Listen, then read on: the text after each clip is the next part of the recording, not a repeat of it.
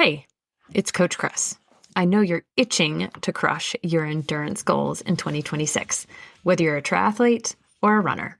We have limited spots available for one-on-one coaching, where you'll get a fully personalized training plan, metabolic testing, and direct support from our expert coaching team.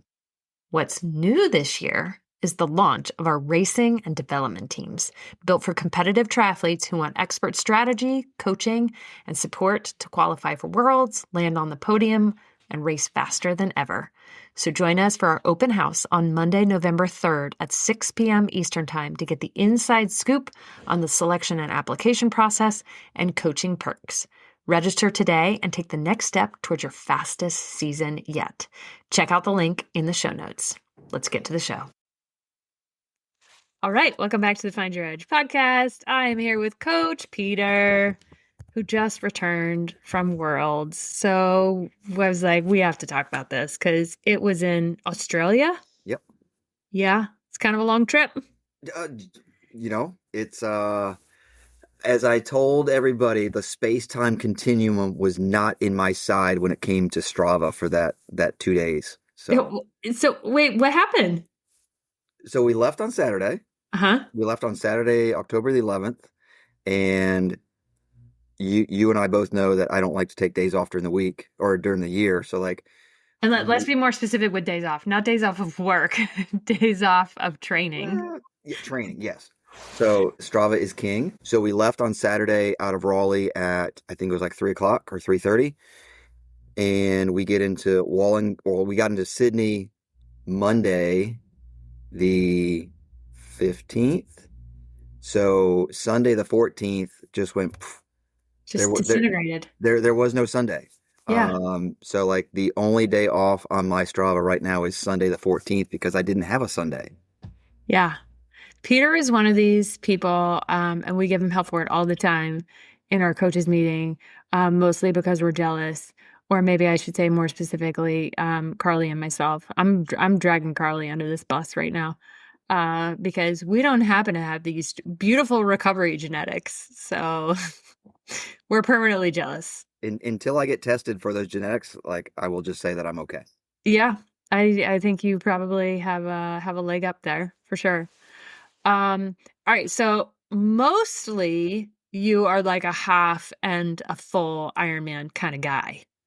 So let's be more specific. This was World's first sprint Olympic. Yeah? Yes. So yeah. Thursday was the standard or the Olympic, which is on the border of what I'm comfortable with from a speed standpoint. And then Friday was anxiety producing sprint draft legal, not just a sprint, but a draft legal sprint, which in talking with my son and a couple other people, it was just red line and see what happens. And that ended up being the most fun that I had the whole trip, was just the draft legal portion of things. So basically like ITU. Yeah. Okay. So let's, why not? Let's talk about that. 'Cause that is draft typically, at least in the United States, and non-ITU races, you cannot draft, and they are generally pretty strict about it. Like you will get penalized for it. And this is like, let's go. We are drafting all the way. And you were on a different bike setup too. So I was one of, well, there was 400 of us. So there's about 400 US athletes there. And I think the nice thing that USAT did was like they set up like age group captains. So like in the 40 to 49 age group, there was like 3 of us, me not being one of the captains, but like they set up a group chat. We did a meetup, I think Tuesday morning, and we're all talking about bikes and stuff like this. And one lady, her bike was still in Dallas come Tuesday morning. So I think she had to borrow somebody's bike to do the race. I ended up taking both, my tri bike with a disc, and then I took my road bike for Friday. So I was one of the few that didn't rent or did not bring just a road bike with clip-ons for the standard distance. So like my Delta agent was super cool and only charged me $100 per bike as opposed to more, which is great. But a lot of people did only bring one. Was this $100 both ways? Or $100 per way? $100 per way per bike. Okay. All right. So I think I was in the minority that took two bikes to accommodate both races, but like at the end of the day, I would rather travel with my bikes and not have to do anything, but it worked. Yeah. Yeah, that does sound generally unusual. Although traveling internationally is not like new to you. It's getting, I'm not saying it's getting easier, but it's getting more enjoyable, especially going from English to English as opposed to English to French or English to German, but we're making it work. Cool. And so did you have to rent a car to like carry all said bikes? Well, yes, we got a minivan. I was gonna say Yeah. that's a lot of a car. The two bikes barely fit in the back of my full, I don't have a full size SUV, but it fit in the back of my Volkswagen Atlas with Tetris, but in the minivan it actually worked out, and it was actually a cool minivan. It was a diesel. So down there, a lot of their cars are diesel. So we had a Hmm. Kia Carnival diesel minivan, and I only turned the windshield wipers on less than a half dozen times, thinking that was the turn signal because everything's reversed. Everything's switched. So like I got made fun of in New Zealand because every time I tried to make a left or right hand turn, I would turn on the windshield wipers. Hmm. So it was less than five, I think, that I got chastised for this time. Yeah. Okay. Not bad. Although you were mentioning in our coaches meeting last week about how if you were to rent a bike, there's a little snafu. Just a tick. Yeah. Yeah. So lo and behold, if you rent a bike in the Southern Hemisphere, the brakes are reversed. So I have to think about it. So the front Right brake, hand rear. That's like imprinted in my head. and now it's left rear, right front, but the Hmm. shifting's the same. So shifting's the same, but the brakes are reversed, which is a little Different. wonky. But like that's the other reason because I would probably forget, and Yeah. I would go over the handlebars. Or Did you see any wrecks? um, I'm trying to think. The Olympic one, there was a pretty bad one that I think they took somebody out on a spinal board. Ew. Um, but it was a weird place to do it because we had cross traffic, so it was like we just went into like a little community park, did a loop, and came out, and like either somebody dropped a bottle and they hit it and ran over it and fell, but like that was the big one for Thursday, and then Friday we watched the end of the sprint, and there was a few people that had gaping holes in their tri-suits and nice little road rashes on their shoulders and arms. So the only good thing about going in the age group that I did, we were the first age group to go in the water. So there wasn't a lot of traffic on the bike to cause issues like that. So that Yeah. was one good thing. Yeah. Um, so qualification. How did you qualify? So you have to, well, it's a two-part process. So one, you have to do a sprint or Olympic distance during the course of the year. And I believe if you finish in the top 30% of your age group at those races, say White Lake Sprint, White Lake Olympic, or any of those that are sanctioned, you'll get an email from USA Triathlon saying you qualified, which I would say the vast majority of people do get that email. And then the next And part that is is qualifying for nationals. that's qualifying for nationals. Yeah. And then you go to nationals, which I qualified back in when they had it in Atlantic City last year, and qualified in Atlantic City. And I think you have to be, for automatic qualification, you have to finish, it's top in the Olympic, it's the top, I think it's 18, and the sprint, it's the top 11 in your age group. And then that's guaranteed that you'll get your spot for Worlds. And then if people ahead of you don't take it, it'll roll down to, I think for the Olympic, it'll roll down to maybe 30th place. And for the sprint, it'll roll down to 18th. So maybe it's 22 and 11 or something are guaranteed for the two Yeah. races. And then you have to finish high enough in your age group. And then if you want it, you'll get another email that says, here's your email. You qualify for Worlds. We want your $100 for your spot fee. So the spot fee you have to pay, I think it's $100 per race that you do. And then 90 days later, you'll get a coupon Like a code, registration a fee? registration code, and then you have to pay the World Championship entry fee. So it's not it's holding your spot for USAT, but then it's also paying the regular registration, which I'd say it's a normal registration. I figures. Well, you have Iron Man brain. Like you think that normal registration Yeah, is yeah. like Well, it is multi hundreds of it is dollars. definitely not. Hey, we're Iron Man to go to France. It's $900. 30 seconds after you take it. It was more realistic. I think it was like maybe $200 per race or just a little bit under. So it wasn't outrageous. But I More think expensive than a traditional Olympic or sprint, but not as expensive as a half yes, Ironman yes, event. yeah. Yeah. Okay. So worth it from that perspective. You just made it up in Yeah, flying your bikes over and back. it's a wash. It's a wash right there. So yeah, we're good. And your lovely wife comes with you, which She is does. amazing. She's like your like permanent Sherpa. Well, we're traveling the world on my legs is how we describe it. Okay. And It's that's a like Petercation. it's a Peter racecation. Yeah. So and we're both educators, so it's like we both had to take a week off of work. Her schedule's a little less flexible than mine, so where teaching in the college setting is like here's some online assignments, please make sure you do them. And then I've got a great staff from the cross country side, so they did that, and the kids, my athletes enjoy the fact that I'm still racing and still training at whatever age I am. So it makes me feel young, they enjoy it. They like watching and tracking me. That's so cool. So speaking of training, how different was your training for your typical events versus for this? Was this like a bit of a channel change or because I know you generally have a pretty heavy training volume. So talk about that too. It's it's been lighter than I thought because I didn't do an Ironman this year, so Mhm. I scaled back when I deferred out of Maryland. So I did Augusta 3 weeks before.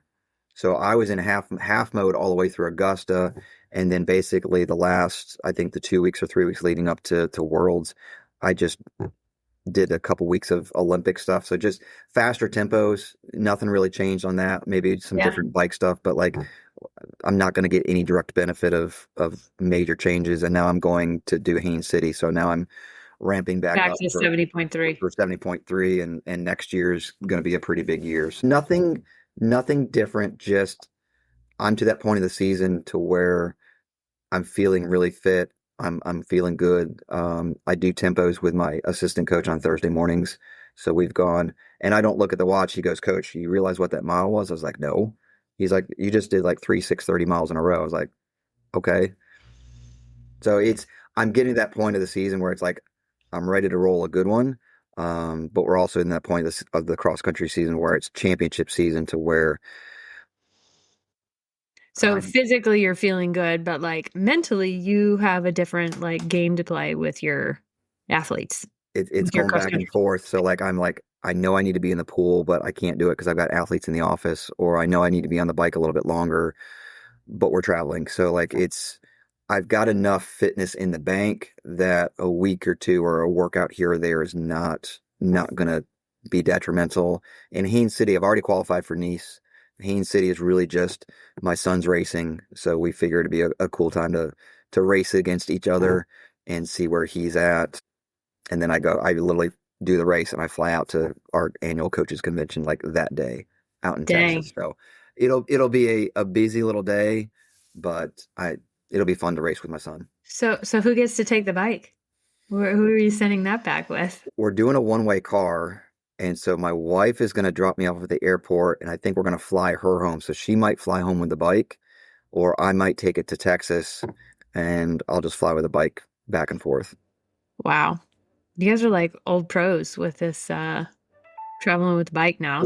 If I can get this new bike vault thing, it's going to make my life so much easier because I just have to take off the pedals and the wheels, Yeah. and I don't have to do anything with the cockpit or anything with the seat. So it's just like throw in the box, Yeah. strap it in, and good to go. So like I'm eagerly anticipating a delivery, hopefully in the next month.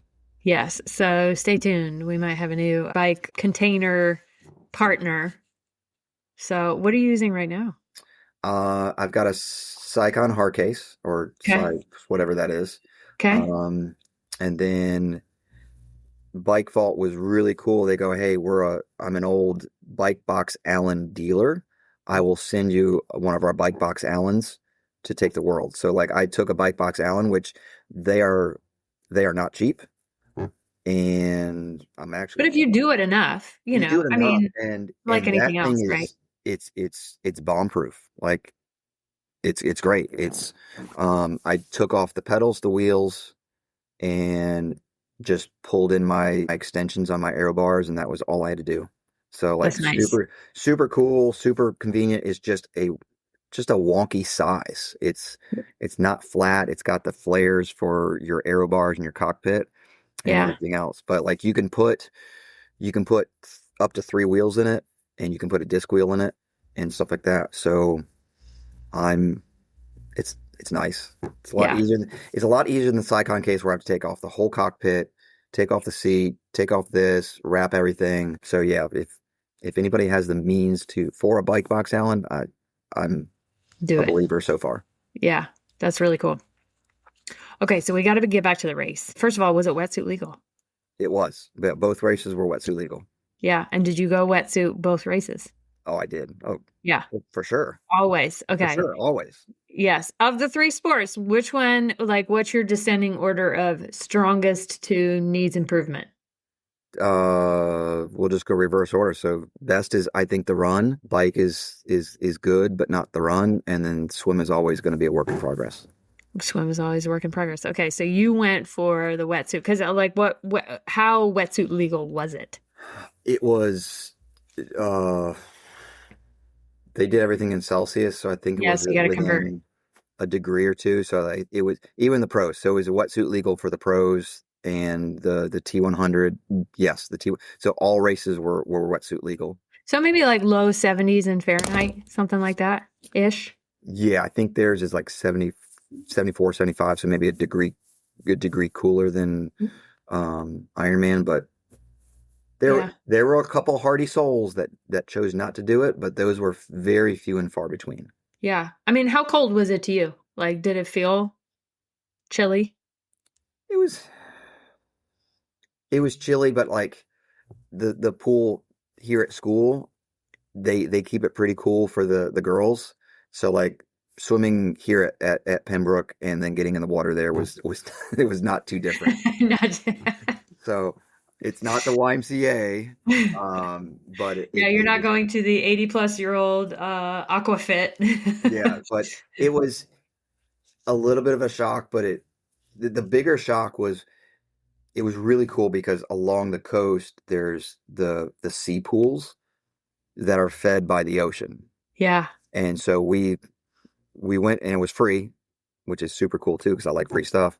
And that was I did not wear a wetsuit or a swim skin or my lava shorts, and it was just me, my little speedo, and a drag suit. And after about 1,500 meters, because it was a meter pool, I was I was a little Smurf. I was blue. There was old people getting in and just doing their thing, and I was like, oh my gosh. But I'm just a little guy, so didn't have quite the insulation that some of the other people there did. Um, but it was cool. Like the water was definitely colder, but I'm glad I did the wetsuit. And I have a sleeveless and a full, and I took the full just to be safe. And is that what you raced in? Yeah. Yeah. Okay. Nice. Okay, so full suit. How was visibility in the water? Like, where did they have you guys? So they did for the it was based in a cove, like a little marina. So Uh-huh. we started and finished in the cove, and for the Olympic, we actually went out of the cove and did a little loop and came back. And then I think towards the end of the day, it was getting choppy. So like the later races, the elite under 23s had some severe chop in the water, and then for Friday morning, we were the first age group. They actually pulled everything into the cove because it was too dangerous to go outside of the breakers, and we did like I would call it an M. So we went out, came back to the shore, and then went back out, and then came back in. So very similar to like a Haines City, how they have their setup. Hmm. Um, and They held the race up What, like, like on like a beach area? Little yeah, beachy area? we didn't have to do the Aussie exit, but they brought the buoys in close enough that we just kind of went around the buoys and then went straight back out. And it was only 750, so it wasn't too bad. Um, but being the first age group, they were like, "Do you understand the course? Do you understand the course?" We're like, "Yeah, I'm just following the dude in front of me. Like, I don't have to worry about it." So that was good, and I think World Triathlon was super cool in gauging things and adjusting things based on the surf and the chop from a safety perspective. And I don't think I've ever seen that many water safety people in a race before. So it was pretty good. It was That's very good. awesome. Yeah. Yeah, that's really cool. And then transition. How different or similar was that to what you're used to? Um, I'd say it's no different. The only difference is based on their technical rules, is it had to be a more clean transition than what we would normally be used to at, like, say, Wilmington. Yeah. So like you couldn't even put a towel down. So if you had a towel down on the ground, they would rip it up and throw it in a pile, and you lost a towel. And I was like, man, you go through the pile of towels like as you're going through transition and walking through the day. It's like, that's a world championship towel. That's a world championship towel. Oh, I have that towel. I'm glad I didn't bring it out. But we're getting three different answers. Like USAT said, yes, nobody said anything. You can have it. And then the morning of, we're asking technical people or the referees, like, hey, can we have it? Can we not have it? She's like, yeah, you can have it. And then over the loudspeakers, like, no, you can't have it. So we're like, so Confusing. confusing. So like it's it was a long enough transition. They had carpet down, you're running on the grass, so it wasn't having a towel wasn't necessary, but it would have been nice to at least get the sand and the grass off your feet before putting your socks and your shoes on. But not a it's a normal transition. Cool. So are you a flying mount dismount with shoes on or off? That was two Um questions actually. if I tried to do that on the tri bike because I got a rear cage, I probably would eat it every time. So Okay. I'm a shoes on, stopping after the mount line for the tri for the when I'm using the tri bike Hmm. and just doing that. And then for the sprint race, I'm a shoes on flying mount and dismount guy. Okay, So so shoes on the bike, flying mount, or shoes shoes on, on my feet. uh-huh, and then flying mount. And then flying mount, and Okay. then I will take my feet out of the shoes and put them on, and then flying dismount on the sprint. Or if I don't have a rear cage attached, What I'm not pedals cool do you enough. have? I'm not cool enough to do the rubber band trick. Oh yeah, yeah, yeah. I mean, that's kind of where I'm going with that, right? I Because My son can do that. I don't practice that enough, and my transitions are okay. when you dismount, have you ever lost a shoe? I think once. I think I lost it at like Three Little Pigs one year. Yeah. What pedals do you have? Speed plays. Really? Hmm. I'm I'm impressed. I'm a speed play ride and die guy. Yeah. Oh, I also am speed play, but maybe my feet are big, and maybe this is when I had longer cranks. I've definitely lost some shoes because they come out so easily, and then Hmm. I'm like, well, what was the point of that? Because I just, yard sailed it. I've So scuffed them more because they'll turn, and I was yeah, like, yeah, yeah, and yeah. I'll run over them. But like, yeah, I think at Atlantic City I did the flying mount, flying dismount, and then I was like, well, what the hell? When in Wollongong, you got to do the thing. So like, Totally. Yeah. So what was the competition like? And we'll get to the bike and the run. Yeah, yeah. But, speaking of like international athletes, like were you able to talk to anybody? Like what? I am I'm an introvert by nature. So like, we rode the course twice. So like, I think Tuesday and Wednesday we did course preview, and met up with a guy from like England or New Zealand, and we just talked as we're going through their course. And I don't know, like there was 16 or 1800 Australian athletes, so it was like a 4-to-1. It was four Australians to every one American. Yeah. So when you're in the race, you're like, well, where's everybody else? Like, is there Yeah. anybody else here? Yeah. Um, but like from a competition standpoint, I think it's it's cool to judge yourself or view yourself against what we would consider the best in the world. And obviously you choose to go. Hmm. Like there was probably some people better than me that chose not to go.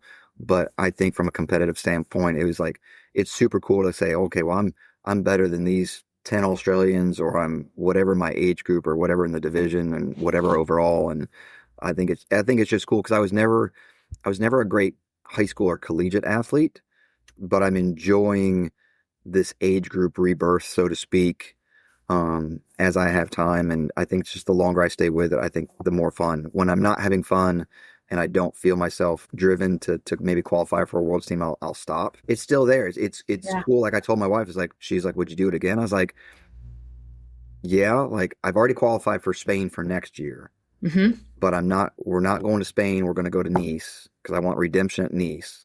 Okay. And then Nice will be a half No, in it needs to be a half. Okay. And Nice will be a then half. And then Spain is 70.3. Yeah. Spain, Or is that also Olympic and Spain would sprint? be this, like the This. world's Okay. for, The and Olympic and then sprint. Okay. I got the email that I think in 2027 it's in Hamburg, Germany. Cool. So as soon as I said the word Germany to the wife, she's like, "Oh, we will go and you will qualify because we're going back." I freaking love her. She is like, she does not let up on you. It's not like, oh, honey, I'm so sorry you had a bad day. And she's like, I was like, suck it up oh here. darn, I have to register for 3 more halves, and we have to go back to Wisconsin to race nationals again. Oh, and And you this will have be like a time frame you have to finish things in. Otherwise, she's gonna get bored and hungry, right? well. She thoroughly enjoyed both races because she's like, I'll see you in 2 hours and 15, 20 minutes. And then she's like, we got the rest of the day to do whatever I want. I was like, okay. And then Friday was even better because like, you'll be done in 65 minutes. I was like, yes, I will. Uh-huh. And then we did whatever on Friday. So like she definitely enjoys the fact that I'm not out there for 11, 12, 13 hours on certain days, and that we can Yeah. actually enjoy the locale that we're in. Yeah. And I am assuming that this is not you, but if she's like, hey, let's go hike this thing or go, if there's any sort of physical exertion in your sightseeing, it sounds like you just are going to have to suck it up, whether you could do it or not. She, it was, it's funny because we stayed like 200 meters from the finish line and like 300 meters from the transition. So it's the closest I think we've ever stayed to a place. And the place was like super retro, super cool. We were getting she was averaging 12 to 15,000 steps for that whole week. And so while I got more obviously because the events, but like, she's like, she's walking a whatever the 10,000 steps equates to. So like, she doesn't have to do any other physical activity outside of just us walking back and forth and back and forth. It is a lot. I don't think some people expect that supporting a racer takes takes a bit.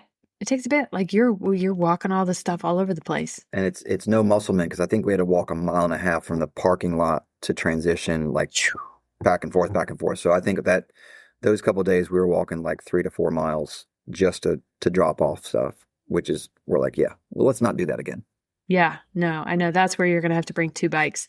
One as like a cruiser for her, and the other one We'll just that's do one of your those like little racing bike. e-bike, little scooter things and just put everything in the back. Totally. You get her a bell and everything.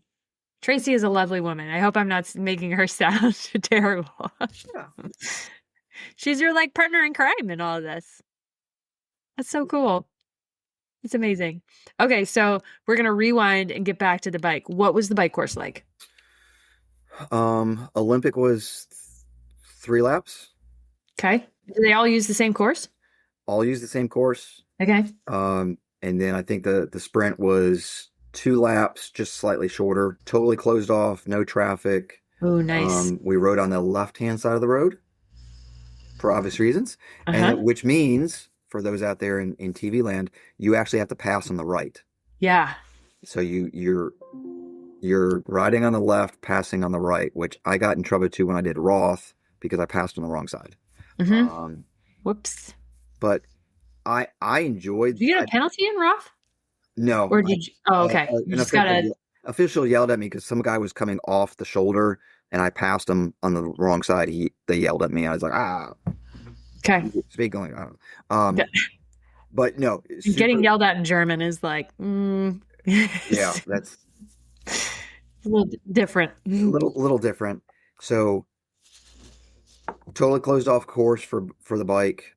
I haven't even looked to see what the elevation gain was, but I overheard some of the guys on the bike on Friday morning setting up our transition that it was like 1,000 feet of elevation, but it was like super flat and then some punchy stuff, which I enjoy the punchy stuff.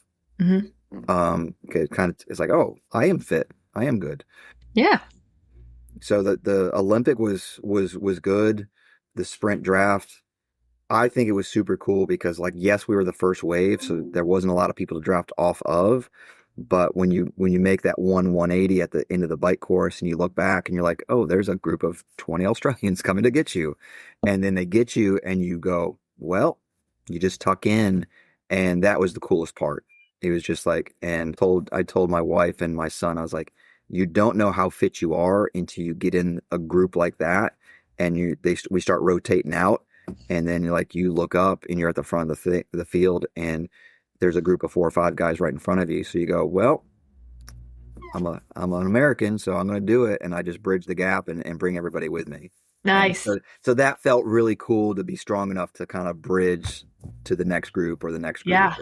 I look down and it's the 60-year-old group. So I was like, oh crap.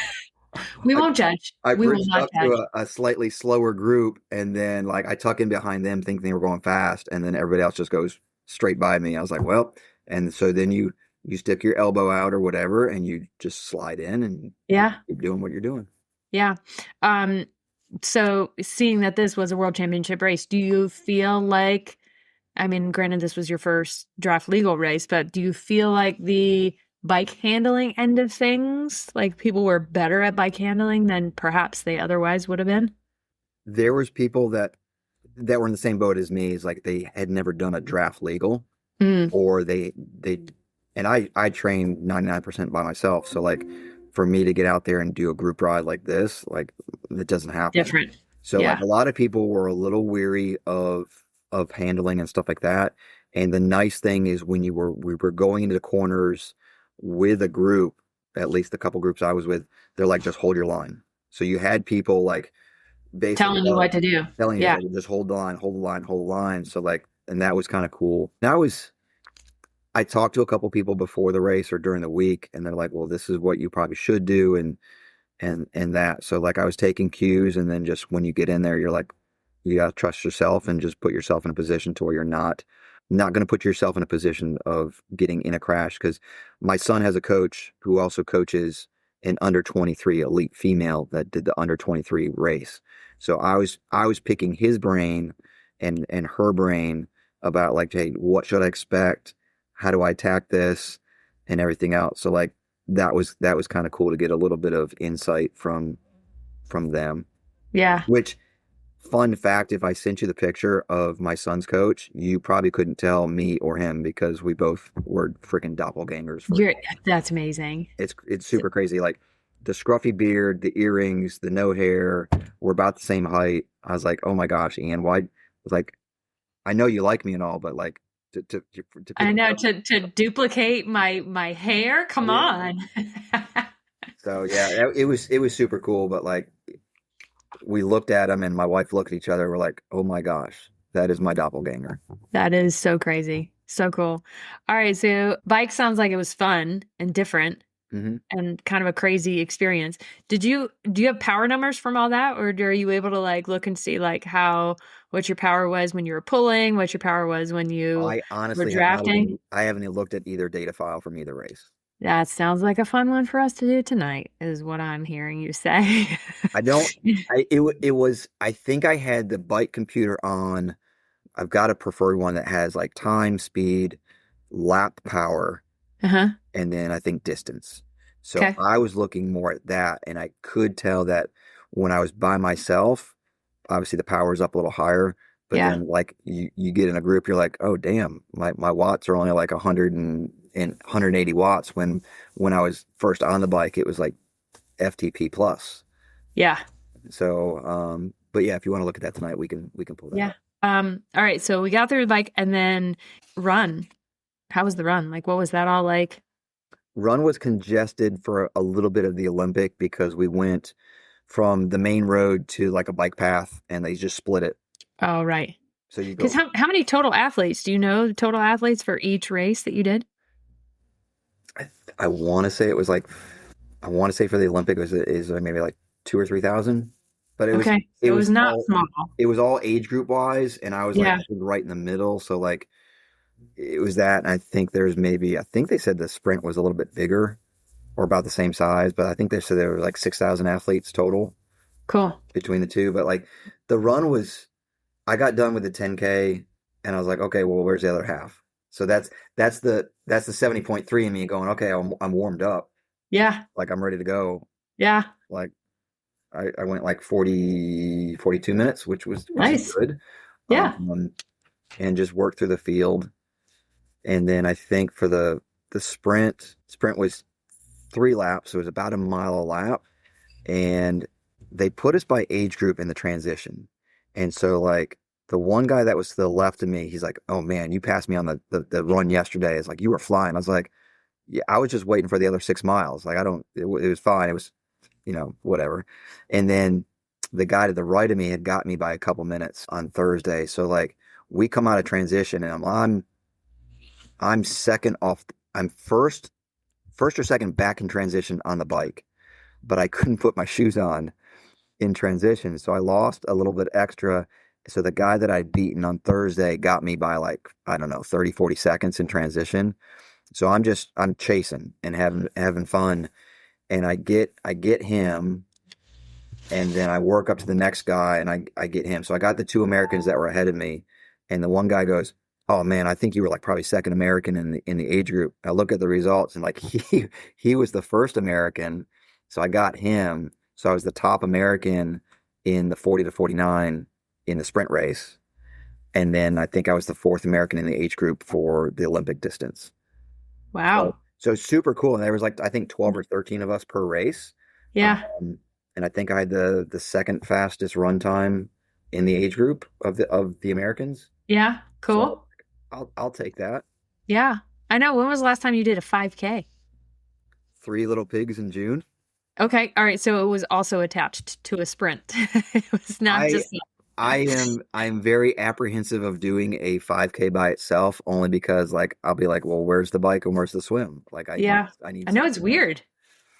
Yeah. And then you're like, where's my stuff? Where's my stuffs? Where's my stuff at?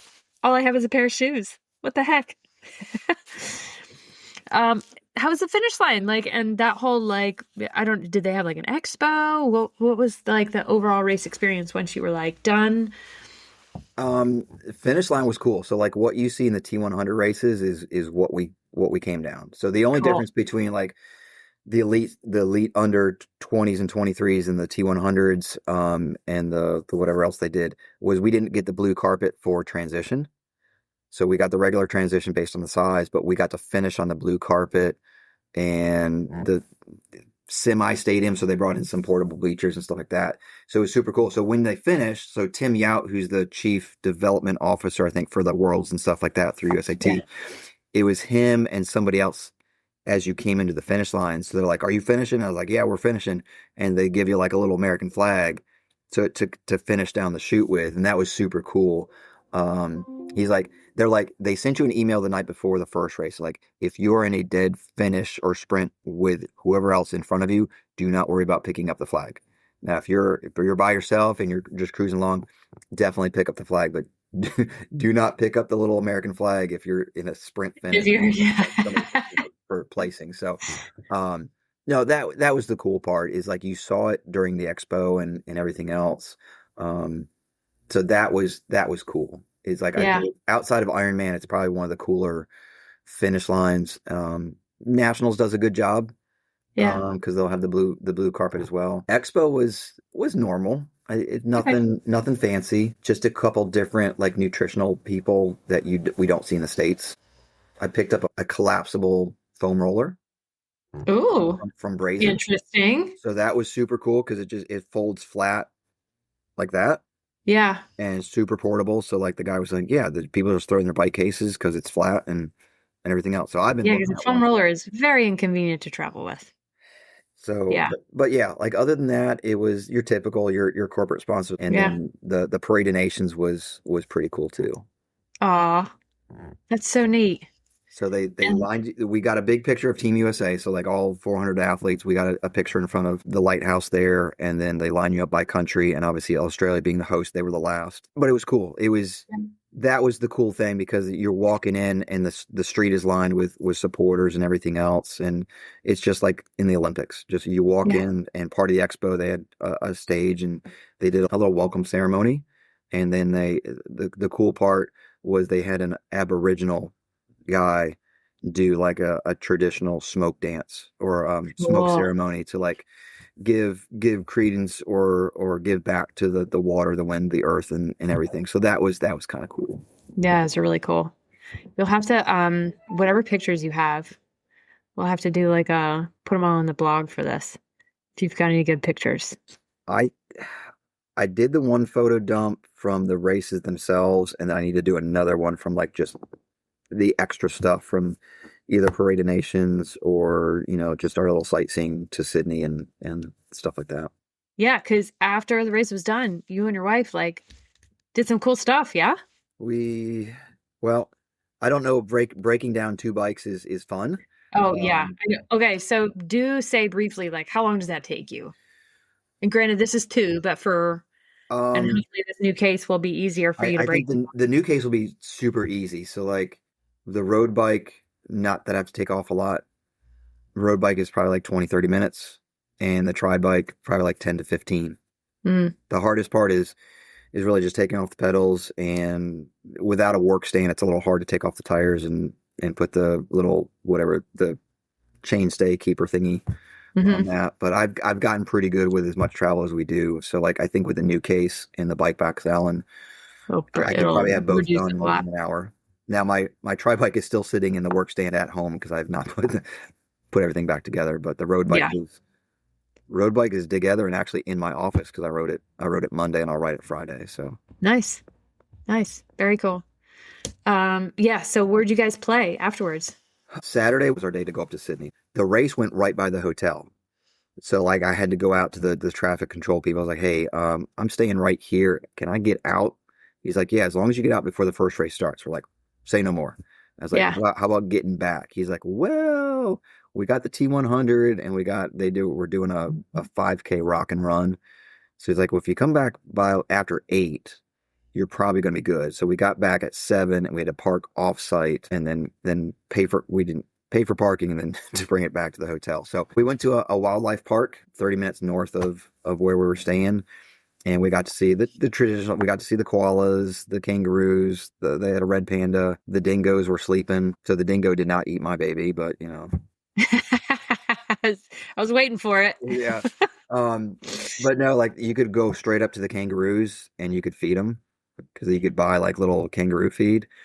Hmm. And I got a couple pictures of a kangaroo with his Joey, and they were eating. So like they were both like, Oh, and they were both eating. So super cool. So that was for my wife. So that was okay. yep. Yeah. Um, Yeah. because her kids wanted pictures of all the cool animals. Oh, her like school kids. Yeah. Her third graders Yeah. go take pictures of all the animals, Mrs. Because I Ormsby. was gonna say your kids are older. They could care less. They could care less. And then come to find out, like they got some pretty venomous snakes there. I think number one most venomous snake in the world is like in not where They have we all the were, venomous but things. like mid land, mid outback. Yeah. Yeah. Where like you can just keep that there. And they had a freaking American alligator in the reptile thing. I was like, why do you have an American alligator when you guys have Crocs? Yeah.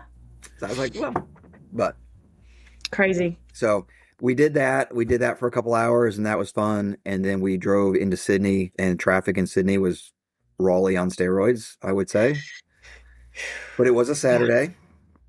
So that was part of the problem. But we got there, we parked right at the Opera House.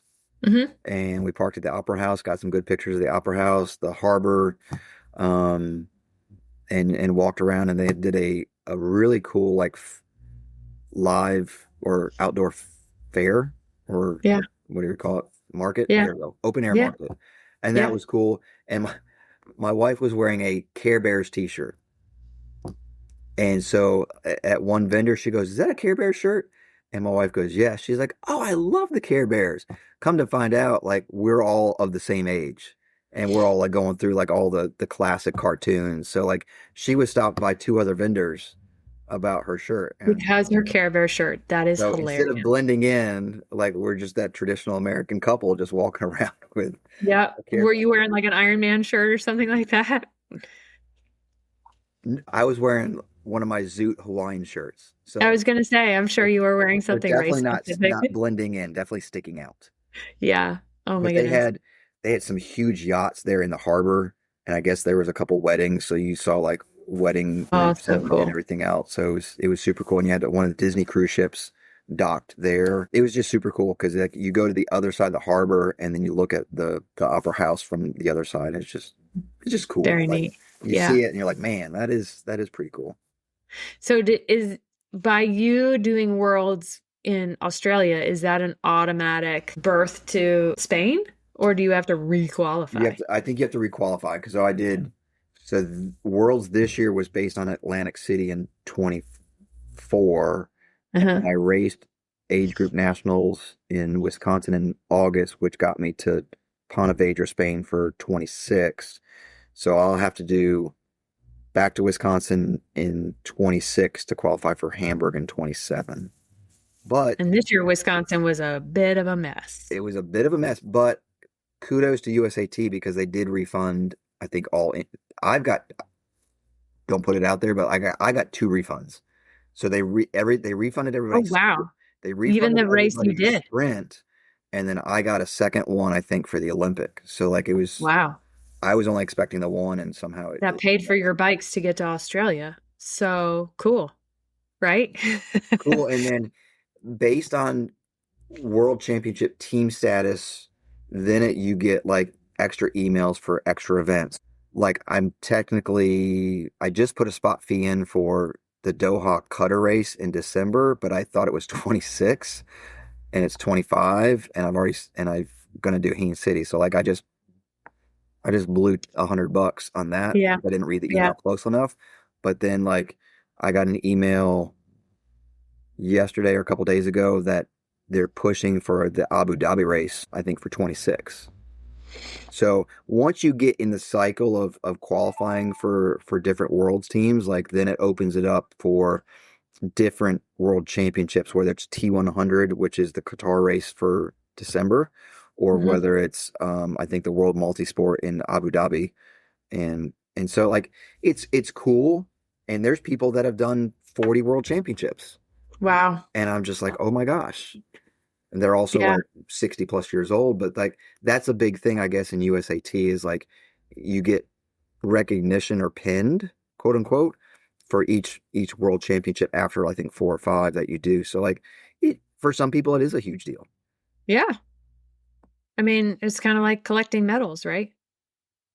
It's Or whatever it is that whatever it is you do, and so like it's not something I want to do every year, but depending on where the world championship is, I can see myself. Like obviously, Germany would be a cool place because Hamburg, Germany, is where they do, I think, an Ironman, and I think that's where the European Championship was this year. And when we are in Augusta, a young lady next to us was waiting for the roll down, and my wife went up to say, "Hey, how is Hamburg?" And she's like, "It was the most exciting time, oh, and that's so the city cool. gets behind it, and it's just awesome."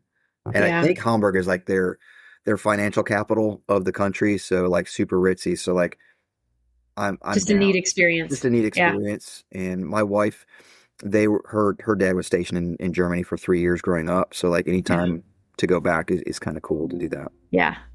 So cool. Might inspire me to get a road bike. I don't know. There Going was to Germany might be really cool. there was people doing it on fat tire bikes, and Dang, seriously? there's a couple like Wow. it was like a gravel bike, but like super like wide. It's like, man, okay. Yeah.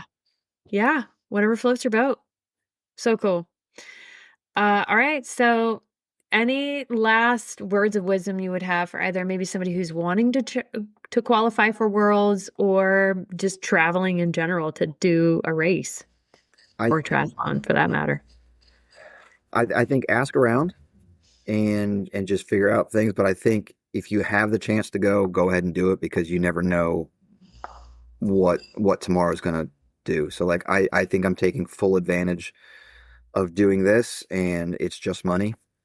Hmm. I think is the big thing is like it is what it is at this point. Like I'd rather travel now and enjoy it than have the money later on and not fully enjoy it or not be able to fully immerse ourselves in the experience. So like I think we've got a timeline of maybe 55 is when I'll kind of like start to scale back things. But I think for the next, I'm aging up next year, so 50 to 55 might, or 50 to 54 might be that last like full gas type thing. And then we'll have to do stuff my wife wants.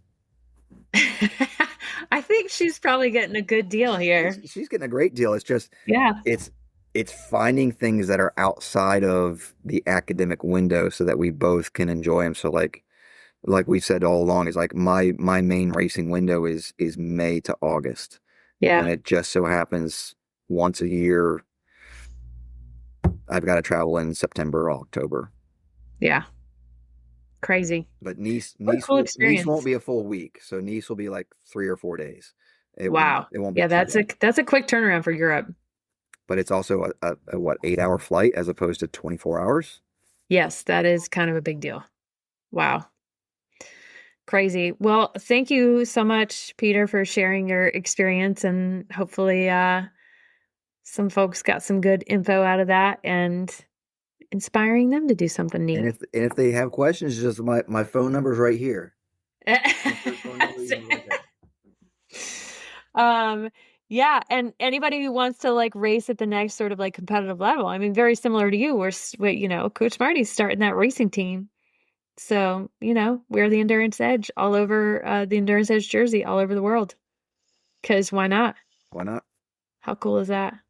Sweet. All right, Peter, thanks. And I'm sure we'll have you on next time you go to Nice and Hamburg and all that other kind of places. So, sharing your race stories. You rock. And of course, I'll see you tonight. And Yep, of everybody course. else out there, well, thanks for listening to the Find Your Edge podcast. Thanks, Peter. Yep. Thanks for listening to the Find Your Edge podcast. If you like what you heard, don't forget to subscribe on your favorite podcast platform so you never miss an episode. And if you're interested in learning more about our endurance coaching, sports and wellness nutrition, metabolic and sweat testing, triathlon training team, or our triathlon training library, be sure to check us out at theenduranceedge.com. And don't forget to follow us on social media at The Endurance Edge. Thanks again, and we'll catch you next time.